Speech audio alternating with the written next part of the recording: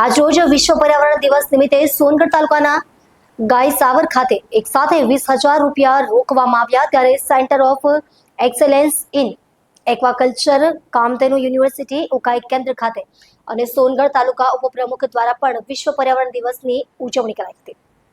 આજે વિશ્વ પર્યાવરણ દિવસ નિમિત્તે પ્રકૃતિના રક્ષણના સંકલ્પ સાથે સોનગઢ તાલુકાના ગાયસાવર ખાતે આદિવાસી યુવા આગેવાન યુસુફ ગામિતના નેતૃત્વમાં વન વિભાગના સહકારથી એક સાથે 20,000 વૃક્ષો રોપવામાં આવ્યા હતા। બીજી તરફ સોનગઢ તાલુકા પંચાયતના ઉપપ્રમુખ દ્વારા હીરાવાડી ખાતે વૃક્ષારોપણ કરાયું હતું। જિલ્લામાં ભાજપ જિલ્લા પ્રમુખ દ્વારા પણ વૃક્ષારોપણ કરાયું હતું। બીજી તરફ વિશ્વ પર્યાવરણ દિવસ નિમિત્તે આજે centre of excellence in aquaculture Kamdhenu University Ukai કેન્દ્ર ખાતે 2 વિશેષ કાર્યક્રમોનું આયોજન કરવામાં આવ્યું હતું, જેમાં વૃક્ષારોપણ કાર્યક્રમ તથા તાપી નમસ્તુભ્યમ કાર્યક્રમનો સમાવેશ થતો હતો।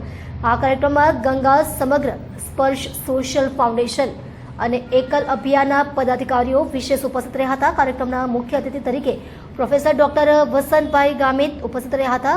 ઉપરાંત સ્વામિનારાયણ મંદિર ઉકાઈના મહંત શ્રીઓએ સ્વામી સુદર્શનજી તથા દેવરત્ન સ્વામીજીએ પણ અતિથિ વિશેષ શ્રી તરીકે કાર્યક્રમમાં હાજરી આપી હતી। ગંગા સમગ્રના શ્રી સુદામ સટોટે અને એકલ અભિયાનના શ્રી નૈતિકભાઈ દુબે સાથે પ્રકૃતિ કથાવાચક શ્રીમતી ગીતાબેન આર વસાવા પણ વિશેષ ઉપસ્થિત રહ્યા હતા। કાર્યક્રમ અંતર્ગત centre of excellence in aquaculture Ukai કેન્દ્ર ખાતે મહંત શ્રીઓ પદાધિકારીઓ તથા અન્ય મહાનુભાવોના હસ્તે વૃક્ષારોપણ કરવામાં આવ્યું હતું। ત્યારબાદ તાપી નદીના પવિત્ર કિનારે તાપી આરતી પૂજન કરવા બાદ તાપી નદીમાં મત્સ્ય બીજ સંચયન કાર્યક્રમ યોજવામાં આવ્યો। અત્રે નોંધવું રહ્યું કે લોકો ફક્ત વૃક્ષ રોપીને ફોટા પડાવીને એને ભૂલી જાય છે, પરંતુ ખરેખર તો લોકોએ વૃક્ષ રોપવાની સાથે એનો ઉછેર કરવાનો સંકલ્પ લેવો જોઈએ, તો જ વૃક્ષારોપણ કરવું જોઈએ તેવી પત્રકાર ડોક્ટર બિંદેશ્વરી શાહે જાહેર જનતાને વિનંતી કરી હતી।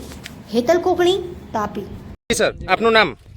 વસંત ગામિત, રાષ્ટ્રીય સ્વયંસેવક સંઘ નવસારી વિભાગ સહકાર્યવાહ।